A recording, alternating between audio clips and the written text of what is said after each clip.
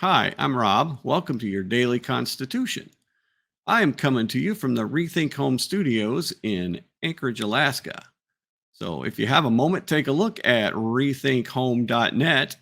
We have a lot of really cool stuff in here. There is furniture, there is a ton of artwork, and all kinds of just interesting things from all around the world. So if you have a moment, rethinkhome.net.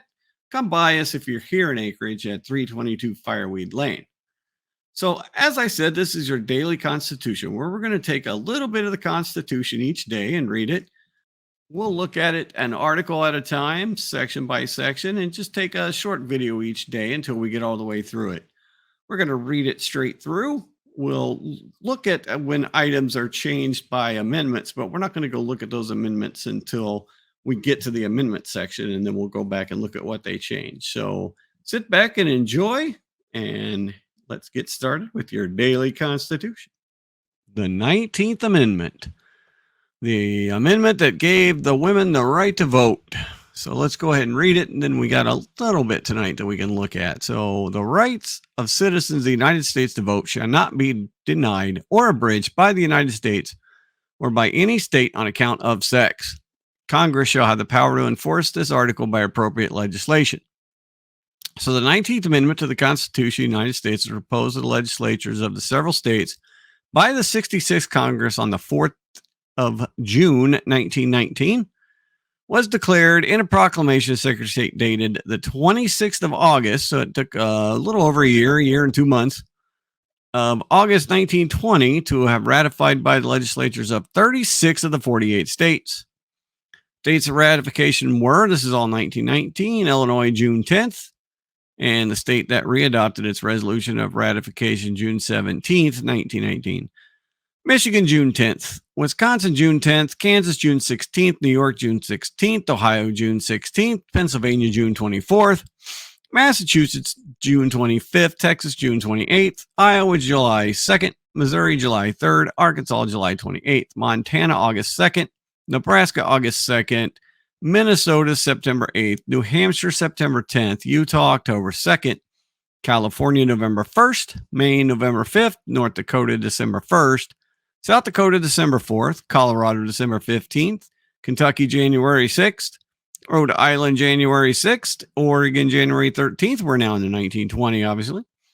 Indiana, January 16th, Wyoming, January 27th, Nevada, February 7th, New Jersey, February 9th, Idaho, February 11th, Arizona, February 12th, New Mexico, February 21st, Oklahoma, February 28th, West Virginia, March 10th, Washington, March 22nd, and Tennessee, August 18th, 1920. So a few months there before it finally was passed. Ratification completed on August 18th, 1920.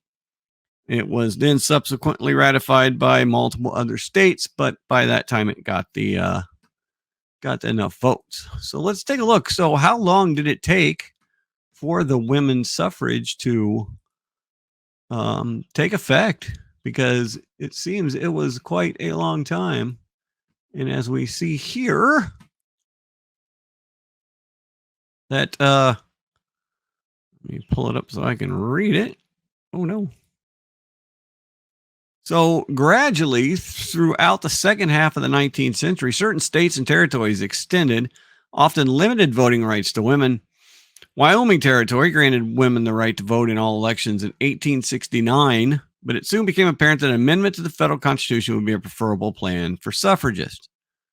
So two organizations were formed in 1869, the National Women's Suffrage, which sought a federal constitutional amendment, and the American Women's Suffrage Association. The two organizations were closely together and would merge in 1890. So we go down, and then in 1878, a constitutional amendment was introduced in Congress that would enshrine women's suffrage for all elections. In 1878 is when they first noticed that. In 1890, Wyoming became a state, became the first state whose constitution guaranteed women the right to vote.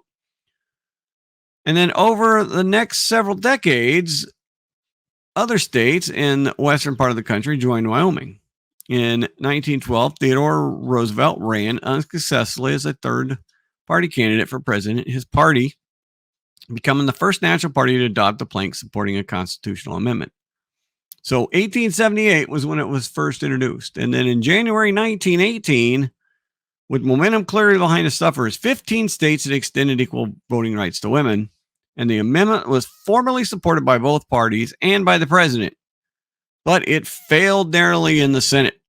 So this galvanized the National Women's Party, which led a campaign to oust the senators who voted against it.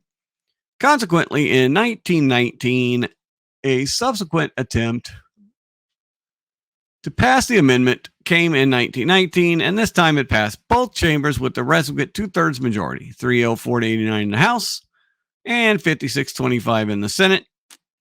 And then, although amendment's fate seemed in doubt because of opposition throughout much of the South, on August 18th, 1920, Tennessee, by one vote, became the 36th state to ratify the amendment, thereby ensuring its adoption. So, yeah, it took quite a while to get that amendment through. But thus, in 1920, women were given the right to vote. So that is the 19th Amendment of the Constitution. So thank you very much. We will get to the 20th Amendment tomorrow night. Thanks for hanging out. Thanks for watching, and we'll see you next time. Have a good night.